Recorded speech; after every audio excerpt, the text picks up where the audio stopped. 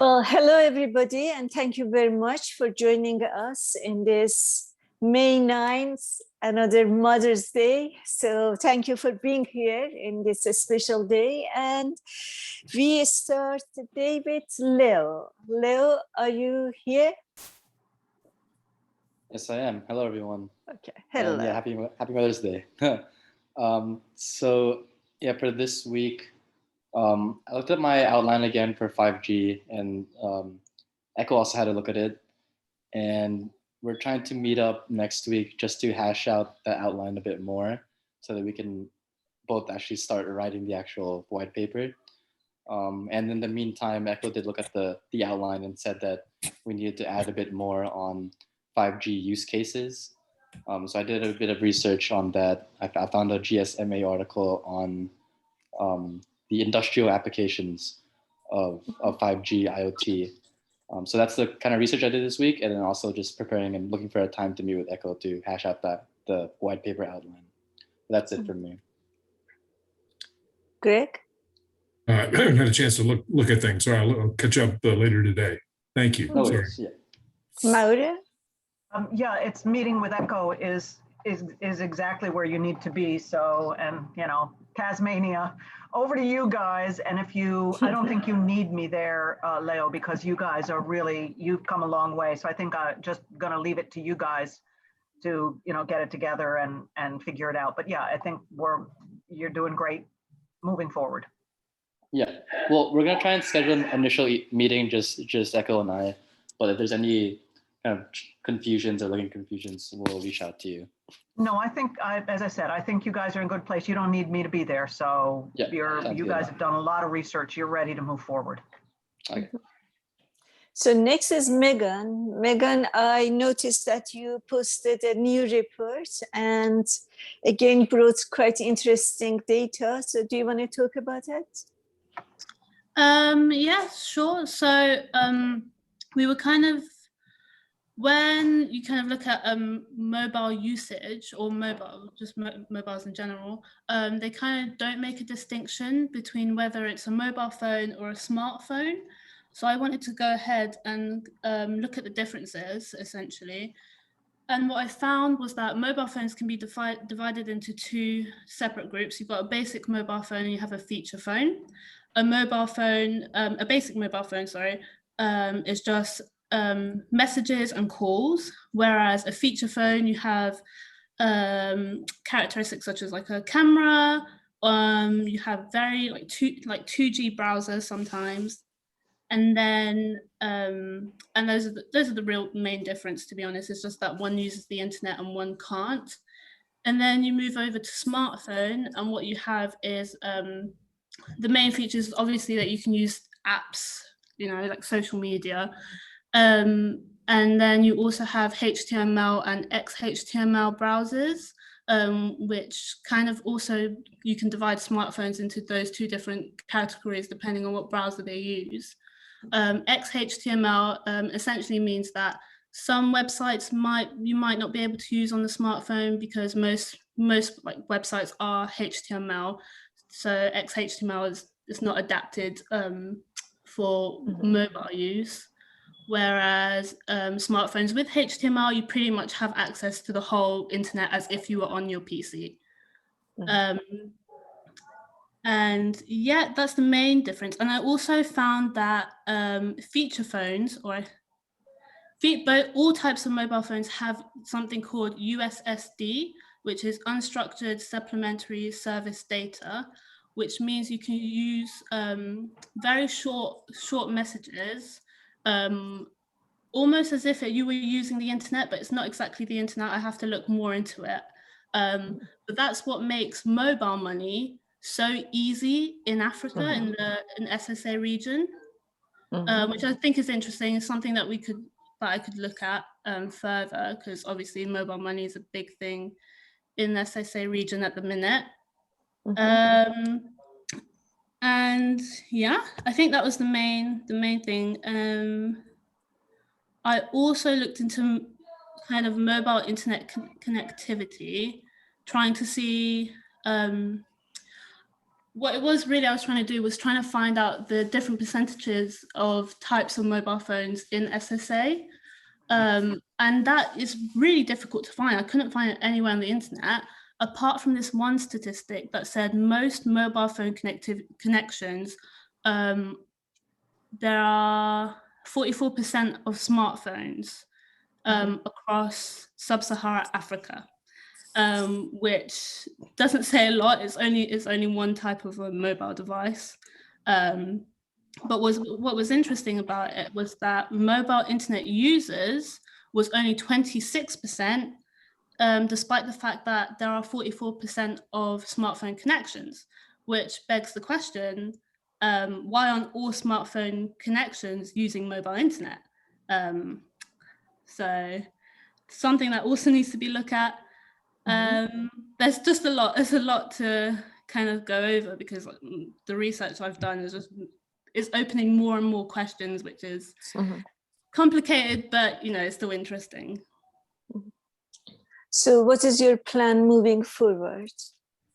The main plan would be to try and find the different types of mobile phones across the SSA region, because that can give us a really good idea about how mobiles are being used, and how mobile internet is being used.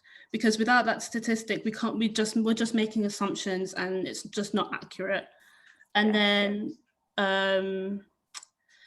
probably try and look more into mobile internet as a whole, like what's used for, whether it's just for social media or, like I said, the mobile money. There's a lot of different directions I can take this, but the main thing would be to look for the different percentages of types of mobile phones that are used. Okay. Yeah. Maura? Seems to me, Megan, one of the places that we might that you might want to start digging is with the vendors themselves, because the vendors themselves must know who uses what, because that's how they make money. So that, I doubt it's going to be in the academic world, as you say. You have really now sliced the research to understand, because obviously who has what access to the internet via their phone will help us understand how it might fit into electoral politics. So it just strikes me that the vendors might be a place where, and it's probably proprietary data, which they're not willing to share, but that might be the place to look to get more answers, so that you can come back to what are people actually using in maybe 5 countries, to get back to the real question of how does this stuff, this mobile access, actually work for electioneering, so to speak. But I think you are raising the right questions, and you are doing the right research to get you to meaningful statistics. But it just, as I said, and this is again something to ask Paul, if you can't find material that's available from the vendors, Paul might be able to, through his contacts, again, put you in contact with people who actually work for vendors, who might be able to provide you with some statistics and some insight that would maybe not be publicly available. So that's just a thought for moving forward. There was one vendor, I don't actually know if it was a vendor or if it's just like a cellular network, IoT, which is predominant in South Africa, and they seem to have a lot of data, but every other vendor doesn't really publish their data. Like you said, they try and keep quiet about their sales and such. Not surprisingly. Yeah. Greg, any comment? No, it seems like a really interesting trail, and I think it's a good suggestion. If it isn't proprietary, it would be interesting. In any case, it's the right question to ask. Yep. Okay, and I think Paul would be great help there. Paul, actually, I forgot to say, he informed me that he's not going to be here today, but it's easy to access him through Slack. So next we go to Toi. Toi, would you like to tell everyone about the latest advancement in your project?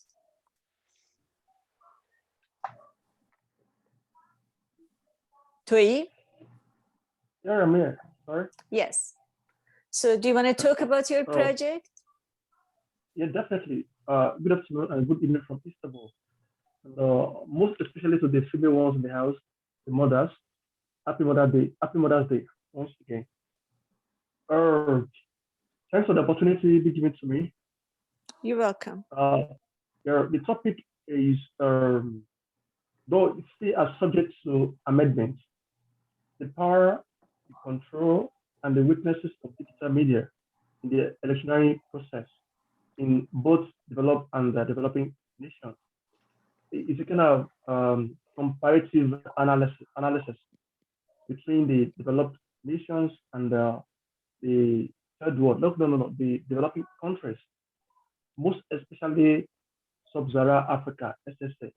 That's where I'm focusing. And this work, I want to look into the digital, the power and the influence, as well the weaknesses of digital media in the United States of America, as well as in Uganda. So this is my proposal here, really part it into two. It's eminent that media is playing a very huge role in this in the electoral process. And it's not in any hidden place to deny that. It's not negotiable. Media is getting more and more power to influence the electoral decision of the electorate. Meanwhile, the question is who controls the digital media? And this control, how does it really affect the people? How does it really affect the thoughts and the decision of the electorate? And that cumulated to check into the role the media play in America, and mostly in the recent time. America, US of A had election this year, last year rather, and Uganda, which is my other part, is in Africa that I really pinpoint at its election this year, January. And what really amazes me is this: the control of the media in the United States of America is a bit a kind of free enterprise. The private individual, the populace, they have much more power, on the media. Mm-hmm. The government power on media is very limited in the advanced world, not only in the US of A, or in Europe. The influence of the authority of the government is very, very limited. Yeah. Contrast to what is observable in Africa. Virtually, let me say, sorry, not physically proved, but from my close study, over 70% of governments in Africa. All right. Thank you very much, Jay. Thank you. Thank you, Jay.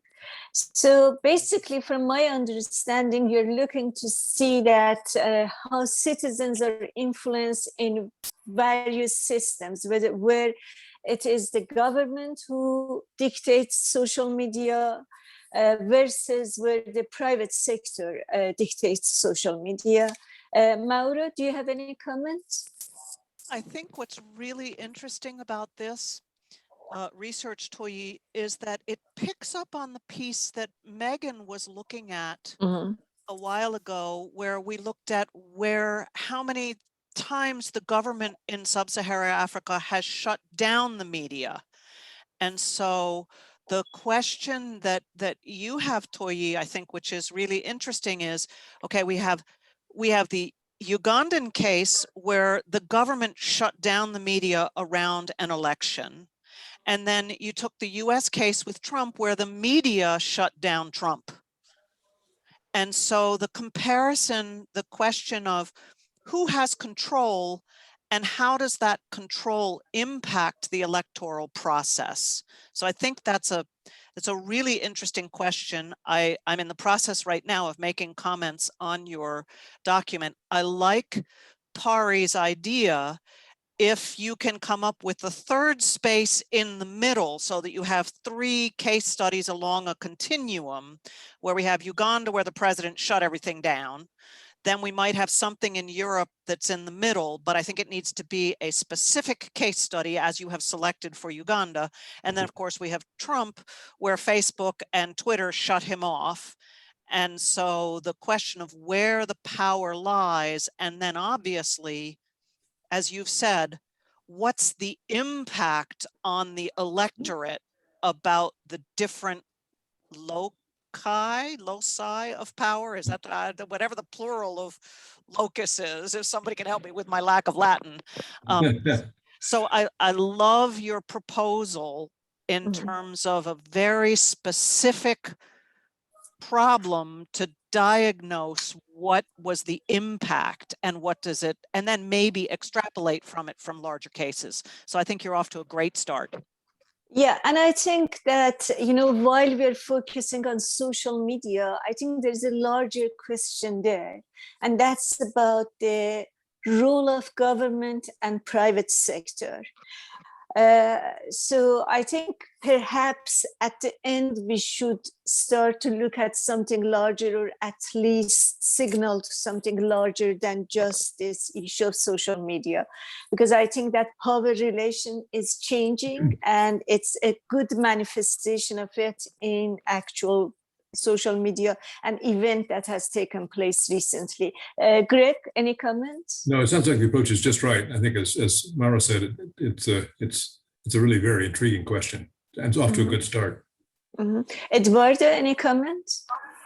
Yeah, I do have some comments, and I think that it's interesting what Mara said about a midway example, because we have the United States and Uganda, and there's a book called The Rise of Digital Repression. It's just out with Oxford University Press, Stephen Feldstein. And he has case examples from Philippines, Thailand, and Ethiopia. And I think especially Philippines and Thailand could be middle examples, Mara, that you were talking about, where in fact there is a kind of sort of collusion between the private and public forces.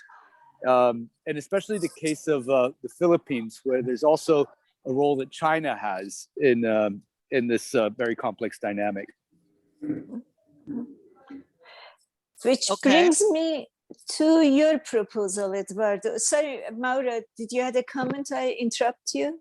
Only that, Eduardo, if you would post that resource for Toyi to take a look at, and obviously Toyi, you will consider, how you might look for a mid-level or a place in between, and if any one of those appeals to you, that would be great. And you do have some resources here for us to help you find cases as well. So that if you'll post that resource, Eduardo, so that Toyi can take advantage of it to follow up on, that would be great.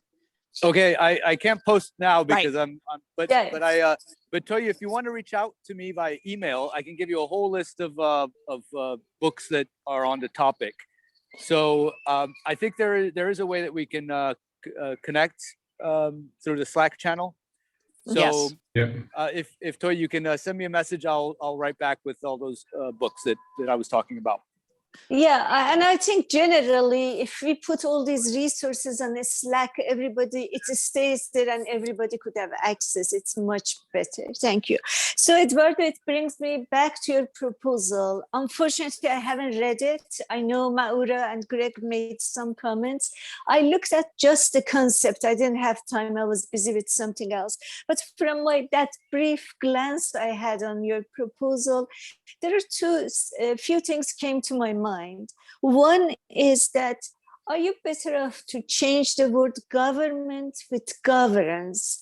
Because I think a new trend is taking place that increasingly government role is diminishing. I'm not saying completely diminished, but it becomes less important while private sector is gaining power. So really, we are talking here about governance rather than government, I think. Again, I haven't read the whole proposal, so I apologize if it's not quite what you meant. The second thing is with politics, I think it's more of power relations than politics, which guides us again towards government. Then you mentioned inequalities, and I'm curious to know that whether these inequalities we are talking about existing inequalities mirror to cyberspace, or are there new forms of inequalities opening up in cyberspace? In other words, is it what Foucault predicted will happen in cyberspace, or is it more of Habermas predictions and new forms? So these are the ideas that came to my mind. Let me see if I had any other notes. And meanwhile, you can talk about these as I'm looking at my notes. Well, a first reaction is I want to say thanks for pointing out the government versus governance terminology. And I have to confess, I spent weeks on that because it is in fact, I think, more a matter of governance. And especially when it comes to the many hybrid forms of governance that are occurring, regional, international actors with private collaborators. So there's many different forms of that governance takes that supersede the static concept that we have of government. So I did struggle with that. I was tipping towards the government simply because I would imagine more people have a easier time understanding that, and governance may be confusing. So I was hoping to start with government and then slip in governance once the book got underway. But maybe you're right. Under the radar. Under the radar, yeah. But maybe you're right, and you might tip me back towards the governance. I appreciate how you pointed that out, Pari. Yeah, that would be my choice. I have one more note before I ask others to comment.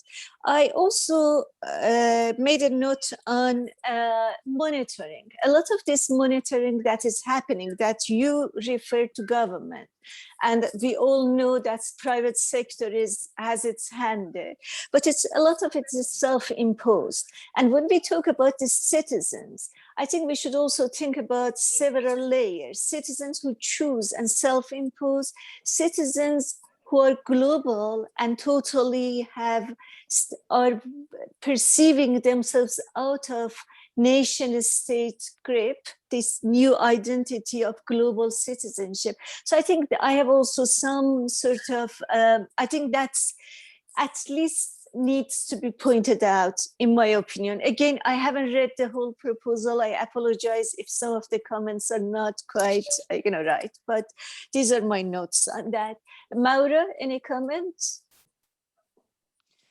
Wow, that self-imposed piece, I couldn't agree with less, because I think most of us have no idea what we're giving up in cyberspace. So it is self-imposed, but it's unknowing, unwitting, or it is knowing and witting and yet feeling unempowered, that we don't really have a choice. Because I mean, how much choice do we actually have when we get all that 24 pages of I accept or I don't accept the cookies? We know if we say I don't accept, we can't use the service.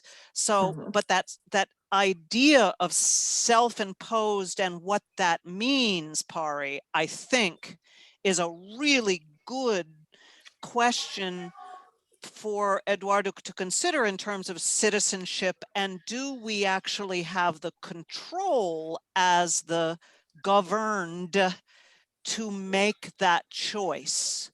The power relations. The power relations. So Pari has a very powerful point here, but how you weave it in, that's going to be a very difficult question, because I think you get at it, Eduardo, is that maybe as citizens, we are powerless to make those choices against technology. I think that's sort of in your proposal. So something for you to think about, a very complex problem that you raise, Pari, with two very different possibilities for interpreting it. So I don't know, you want to add another whole chapter, Eduardo? And I think how much of it is existing, how much of it is opened in digital world, because again, these questions, we can look at it our existing system and think that how much of it really exists there even now. Greg? My comments were similar. I think they're scattered throughout. Some quibbles, some comments. It's really very interesting stuff, Eduardo. Yeah. Thanks. The big issue for me really is the same one. That is really the difference between public and private. When Google knows way more about me than the government does, then what does that mean for my notions of citizenship? The other thing that struck me was the analogy with driverless cars. Made me think, well, is the objective, we think that driverless cars eventually would be better than humans driving. I don't know that we have that presumption when we're thinking about data and its use in either government or the private sector. It's just that there's so much there that we need help to manage it. But I wondered whether the purposes were the same or somewhat different. And then I also thought that you used the word automation, which is catchy, but for me, it connotes robots on an assembly line. When in fact, it seems to me what you're talking about much more is machine learning or artificial intelligence. That's probably harder to make catchy titles from, but I got a little hung up on automation from time to time. In any case, I've made a few comments throughout. It's very interesting stuff.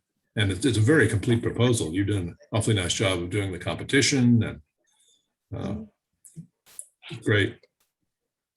Thanks, Greg, and thanks, Pari. And I look forward to reading the written comments. But listening to your feedback, something came to my mind. I realized that I'm a little bit vintage when it comes to terms. For example, citizen, it's a vintage term, or government, or even automation. And in this conversation with you guys, I'm starting to realize, in a self-reflective way, that I may have subconsciously done that on purpose, as a kind of to buck the trend of all these fancy new terms, whether it's machine learning or artificial intelligence. And in a way, it might even be a kind of statement. I'm just thinking out loud. It could be that my subconscious is sort of making a stand against this glorification of artificial intelligence.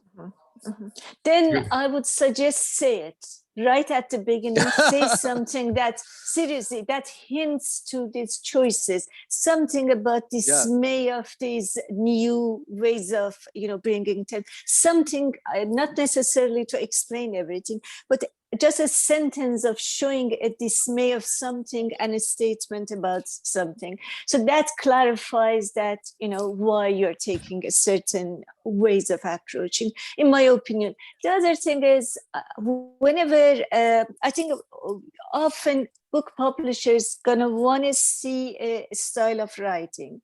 So something of that, even usually they ask for a chapter, but I think some short way of showing them what would be the style of writing would be very useful if you're sending it and you want them to look at it and make a decision right away. Yeah, that's true, Pari. I'm trying to get their interest first, and then once I have a short list of interested presses, I'll put together a chapter for them. That's definitely the next step. But Greg, you mentioned I think overuse of the word automation, and I also felt that as well. It comes up too often. In fact, I might have to look into that and maybe reduce the over reliance on that term. I like your point that maybe subconsciously you are leaning against these. I'd rather share that. I think governance has been used so much it means almost nothing anymore. But Pari's probably right that what you mean is not just government, but how things actually get governed, including by private corporations. So you may be stuck with some of these terms like governance. Yeah, and Pari's right. I might have to point that out at the beginning. Saying it clear out. I'm vintage. I'm going to go with these old school terms. Any comments from anyone? See, Dorisha, did you want to make a comment? You had a hand up. I had it up for a second, but I was just going to respond to what Eduardo said, but I decided against it because, yeah. All right. I was just going to say that maybe it's as far as like the resistance to the new language. I mean, obviously you're way ahead of me in your research capability, and this is like with all due respect and everything, but I just feel like it's important to continue to update language to match what's where global trends are going. Like and these sort of like buzzwords, I think the fact that they're so like overused and like under that, and they kind of lose their meaning from how much they're used. It's actually like, I think that's just like the process of defining these terms for our future. And like, yeah, if you have the ability to participate in that and sort of shape the discourse, it's like a unique opportunity, especially because you're in this position where you're already writing a book and everything. But that was just my 2 cents. I just want to say that. That's very interesting. It is. Any comments? I appreciate that. I'll take it to mind. Well, since we have you, Dariush, then it will be good if you update us what you're up to. Yeah, I did. I uploaded my final paper for Dr. Traverton's class as my research. But like I think so basically what I did is, even though like for global technopolitic, I want to delve more into the specifics of digital infrastructure.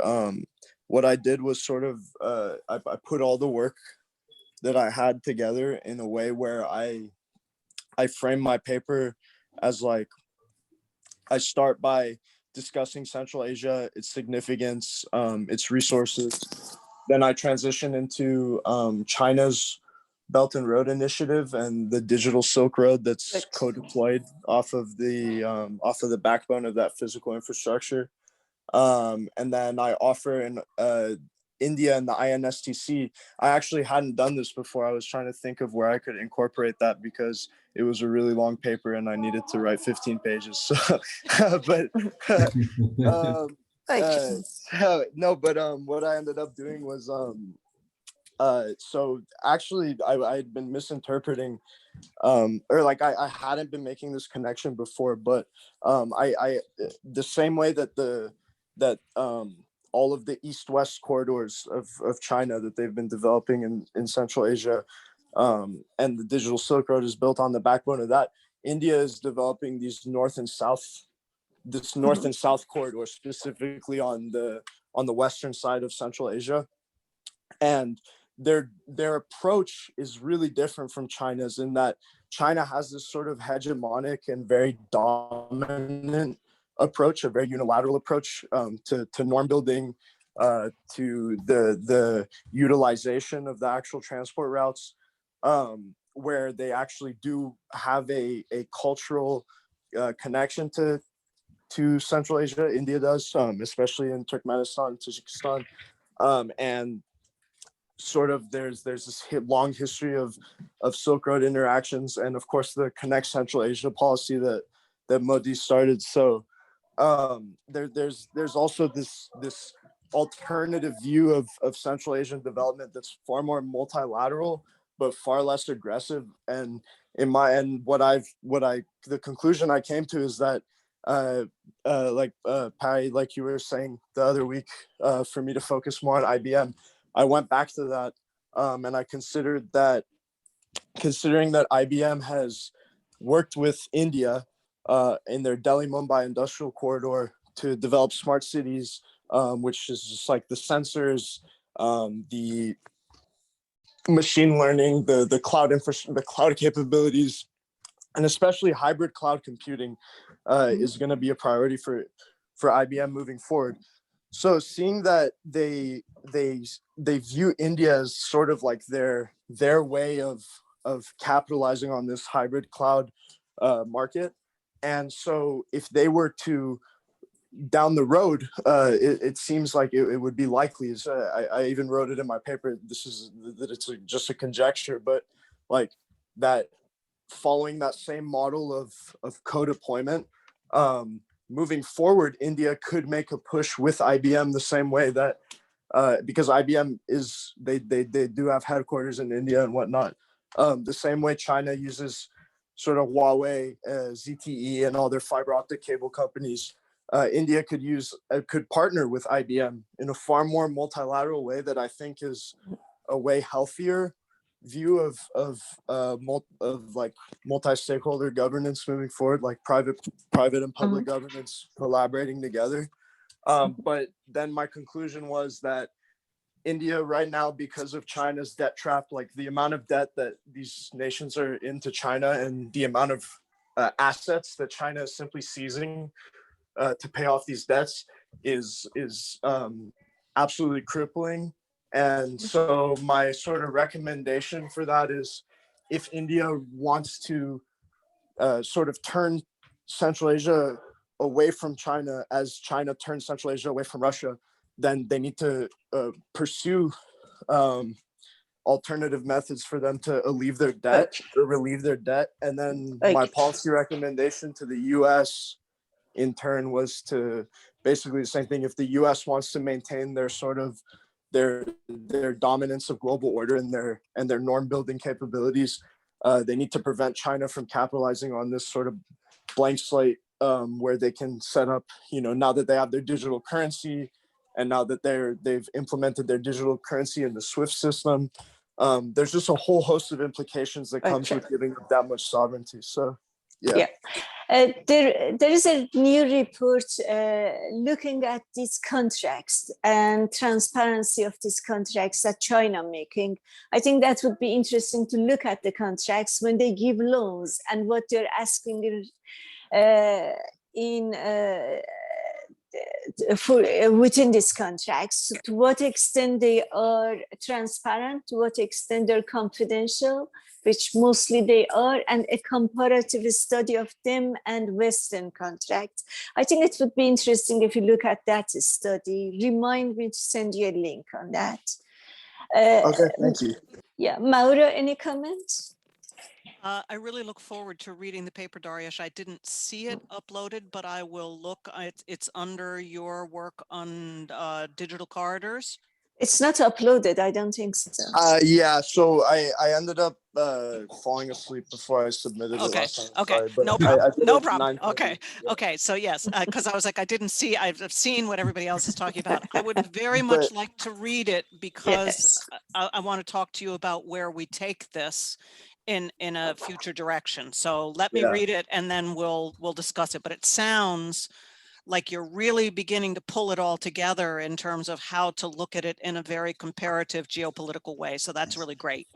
I mean, I sure hope so. I sure hope Dr. Treverton thinks so too. Well, I'm not going to say a word until he's read it and graded it. I mean, that's we're going to wait for that, Dariush. But no. So Greg, I'm assuming you're not saying a word yet until you've graded it. I'm looking forward. Just to say, I'm looking forward to it. Okay, thank you. I'll try to make it better. For a second. Hello. Yes. I just wanted to make a comment about these contracts that the Chinese subject their counterparts to. I might have sent you a link on that yesterday or the day before, Perry. Yes. There's a lot of a very, very interesting detail as to how these contracts are structured. They are transparent, but they're incredibly complicated, and they use the best legal firms in New York and in London and Paris to put them together and oftentimes the counterparts don't have the same capacity to discern what's going on in them, and there are really, really onerous stipulations on them. I can send you, if you want, Dariush, the link. It's a very, very interesting, but a lot of, because they did a lot of research on that. Did I send you the link, Harry? Yes, thank you. And Firuze, while we have you, would you like to talk also about Lebanon project? Yes. I'm sorry, I was like on a different project, and so this week I'm back on Lebanon. Kind of try to take a look at the edits, and also to see, since the last time that I did research on Lebanon, and I've been kind of loosely following, it's been 6 months, to see what's happening in the 6 months. The caretaker government is still there. They're no closer to forming a government. Everything is in free fall, worse inflation. People are literally like hungry. It was interesting. I was reading something about the French foreign minister who went to Lebanon, and he had a metaphor for Lebanon, called it the Titanic minus the orchestra. So that kind of tells you what Lebanon is going through. So I will be addressing all the edits this week, hopefully. Thank you on very those. much. Yeah.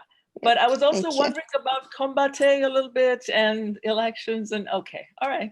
Okay. Okay, I mean, I'm glad that you're here and you notice that now we have Tui and Megan working. Combate hasn't been in touch, he's working, he's doing his PhD, so I have to contact him and see really what his plans are. But now you met Tui and of course you knew Megan, maybe you can get involved with those projects as well. Yes, one thing that came to my mind as I was listening to all of you and with respect to the diminishing role of governments, I'm going to just use the ancient terms for everything. The diminishing role of the government versus vis-a-vis the private sector. I was thinking in Africa, I mean, governments are extremely weak anyway. Those governance institutions are really anemic anyway. And so China is really taking its place with all the bilateral loan agreements that they're having with the government. So it's going to be really a power struggle between, it seems, China and the private sector, the Tenke-Funkurumas and the Glencores and the mining companies and other private sectors. So with with the Chinese, I think that just popped into my mind as to how that power relation is going to work. With respect to social media and with respect to the digital technology. So just wanted to throw that out. But I think globally we are going to have this power struggle as well in every country. Yeah. It will be a very easy battle in Africa, though. Yes. Yes. Okay, next we go to Dan. Dan, I heard that there has been recent attacks again on systems. So would you like to update us what is happening? Yeah, I can talk about that incident specifically. I guess quickly I can just let you know for my white paper, I went through and resolved all the citations, comments, Professor Godinez, and then I also worked on the vulnerabilities and challenges section, and I've kind of updated that and gone through those comments. There's, I think, one section that still is a comment that we can talk about, and it's just some of like my word usage. But yeah, if anyone doesn't know, on Friday there was a cyber attack. It was a ransomware attack, supposedly done by this like Eastern European like cyber criminal gang known as DarkSide, and it was on the Colonial Pipeline, which is like this massive critical infrastructure. They supply like fuel to our East Coast. And what was really like specifically interesting about this one is that one, like it was a ransomware attack and it was on the IT side of things, but which shouldn't, like if we're going by CISA protocol, it shouldn't mean that they need to shut down actual industrial operations, but they did shut down industrial operations, which is like taking things very safely. And their reasoning for that was that they stated that there might be like authentication information that was on the IT side, which is essentially just shows really poor management of their networks and like network security, because you should never have like your server that has authentication details for your OT networks to be, that server should never be located within the IT. Like it should be separated by firewalls or other security protocol. I mean, essentially that server with authentication for OT should be stored within the OT network, but it wasn't. But it is actually really good on them to play it safe. Obviously they're a pipeline, so like I can see why they're playing it safe in this case. But it's just really interesting because this is now, we've seen two attacks on critical infrastructure in the US this year, the other one being an attack on a water treatment facility in Florida. So it'll be really cool to kind of keep an eye on this one because it's a little bit more significant than the water treatment example. Yes. Yeah, then actually I suggest you write 1 or 2 paragraphs on this and I will publish it in our news section, your opinion on what has happened. So you can put the news, link to the news and your opinion, and we publish it on our website. Greg, any comments? No, it sounds like a great thing to do. And you really sound like you're on top of it, Dan, which is great. Yeah, it sounds like, and here's a question to ask, are they missing Purdue 3.5 Dan will know what this means.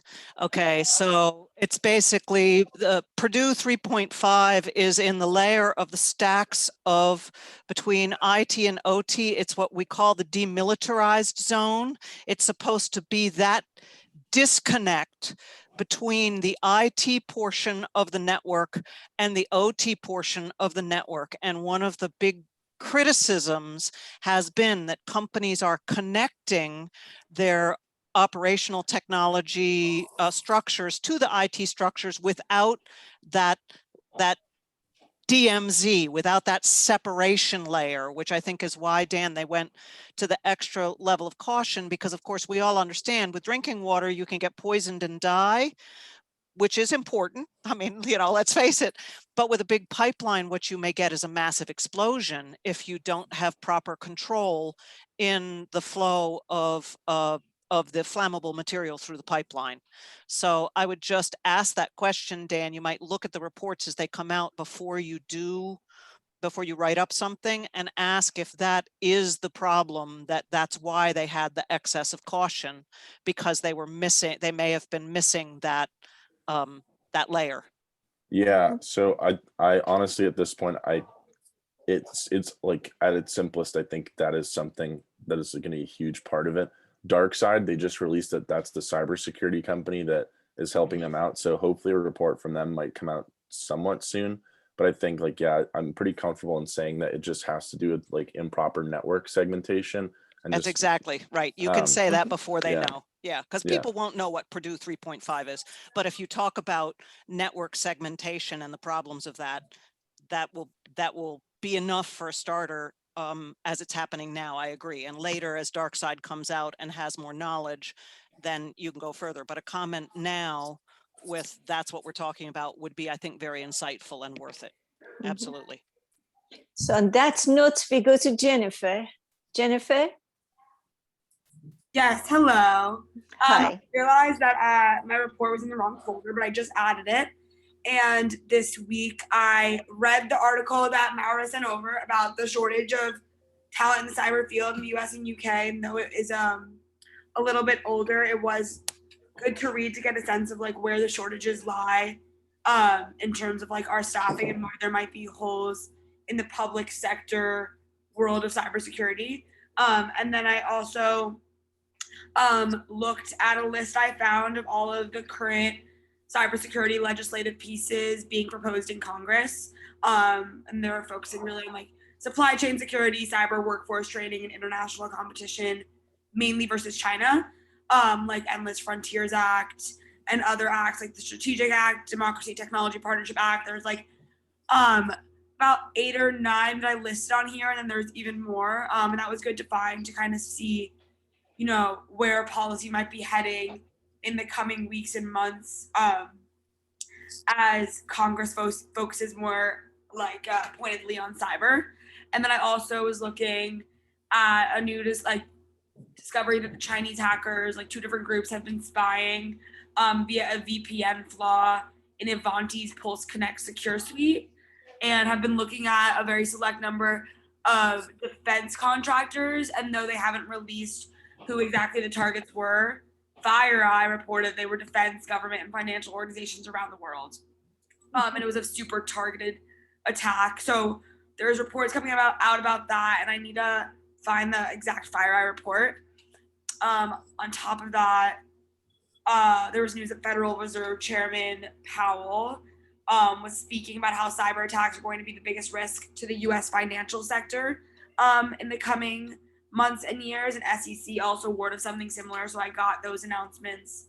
And then also private companies are being asked to weigh in on a new federal regulation that would require them to disclose cyber incidents within 36 hours, which would be much shorter than other like comparable policies around the world, like Europe's general data protection regulation, 72 hours long.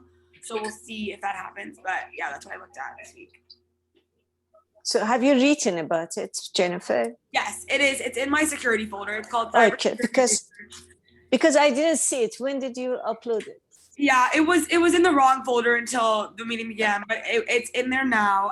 And there's a full summary at the top of all the research. I'm sorry about that. I was working on it all day. Okay. I don't know why it's not in there, but All right. So I gather nobody has seen it, right, Maura? No, because Jennifer just moved it in. But once again, Yeah.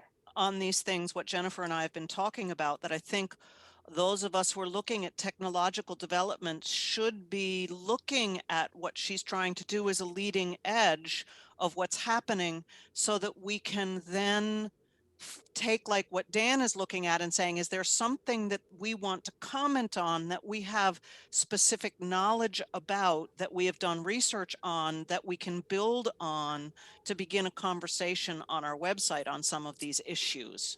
So Yeah. that was what I asked Jennifer last week to say, as she's covering the news, if there's something that is like really interesting to go more in depth on. And I think what's really interesting here, Jennifer, although I haven't seen it yet, is what does the difference between a 72-hour must report and a 36-hour report must mean? Because I can tell you, if you look at Lawfare blog and you look at all the necessary lawyering up that companies do because of liability before they report, because managing, I mean, again, and this is where we come back to Pari's, the balance of power between the public and private sector.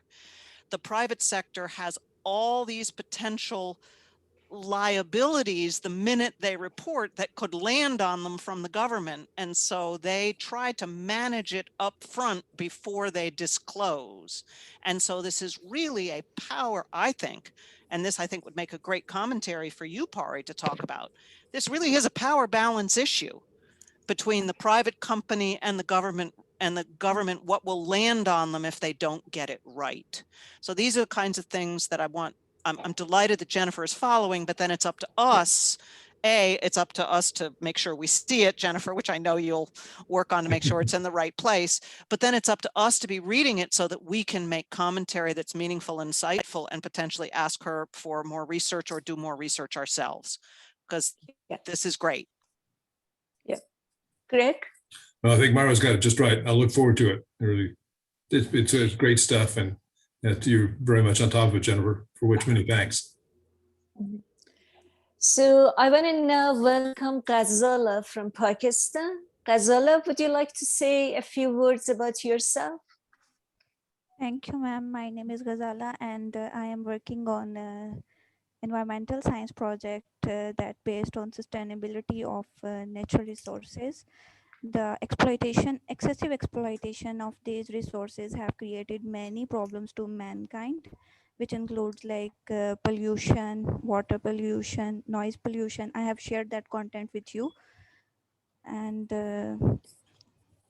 yeah, that's actually very good work you did, and thank you very much. I noticed you removed energy. I put energy there. I think it was number 5. You removed it. Is there any special reason that you felt we don't need to discuss it as separate category? Because, ma'am, I have discussed in nuclear waste because nuclear waste and other part is greenhouse effect.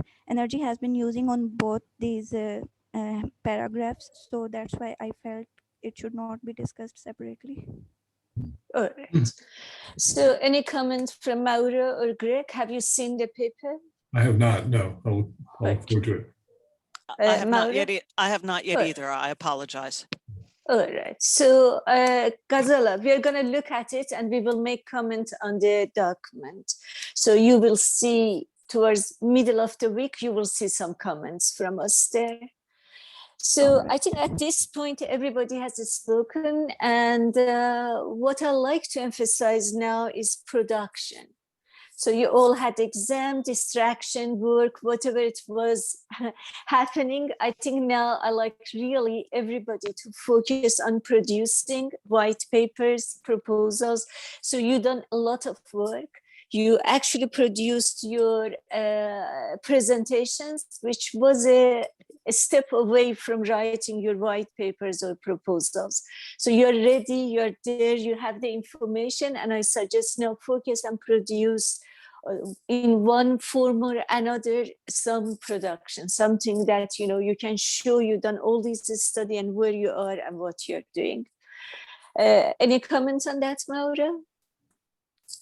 All I can say is absolutely yes for Yes. Leo and Dan, you know, and James, who's not here, you know, and Dariush getting something that's up and sort of done. For Jennifer, I envision something a little bit different. As I said, I envision Jennifer's as being, I think, a much more, not so much perhaps a white paper as giving us the meat to begin some sort of blog dialogue or regular posting process where we can comment and provide insights on what's happening based on our research and knowledge. But Jennifer and I will continue to talk about that, and anyone who has any brainstorms on helping moving that, you know, Pari's comment, Dan making a comment on the research on the attack on Friday based on his research, or us making comments on some of the news that Jennifer is putting together for us to help us understand. I think Jennifer's production will be a little bit different, but for the others, we need some white papers out there ready to rock and roll. So, yeah. Any comments, Greg? No, I think that's exactly right. Yep. Any comments from anybody? No? Then I thank you everybody for being here. It was a wonderful session, and I wish you a wonderful week ahead. Happy Mother's Day again to everyone, and have a wonderful rest of the day, and see you next week. Have a really good week, everybody. Thank you. Give your mother a hug if you still have her. Even if it's a virtual one. Even if it's a virtual one. Y'all take care. Yes. Yes. Take care. Bye-bye. Yes.